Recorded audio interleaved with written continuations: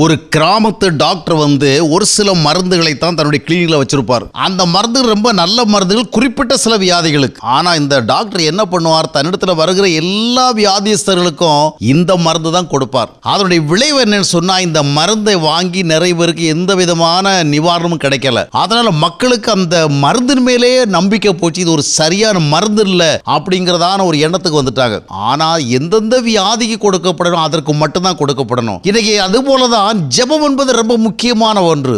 இன்னைக்கு நம்முடைய அனைத்து காரியங்களுக்கும் ஜெபம் தான் தீர்வு என்கிற ஒரு அடிப்படையில் எதற்கெடுத்தாலும் ஜெபம் பண்ணுவோம். ஜெபத்தை தீர்வா வைத்தபடினால் நிறைய தீர்வு கிடைக்கல. நம்ம சரி பண்ண வேண்டிய தேவை இருக்கும், ஆராய்ந்து பார்க்க வேண்டிய தேவை இருக்கும், சோதித்து பார்க்க வேண்டிய தேவை இருக்கும், கர்த்தருடைய வழியில் நடக்க வேண்டிய தேவை இருக்கும், நம்ம அர்ப்பணிக்க தேவை இருக்கும். இதையெல்லாம் நம்ம புரியாதபடிக்கு ஜெபத்தை மட்டுமே நம்பி இருக்கும் பொழுது ஜெபத்தினால் நல்ல விளைவில் ஏற்படாது. அதனால ஜெபத்தை குறித்த நல்ல உணர்வுகளும் போய்விட வாய்ப்பு ஏற்படுகிறது.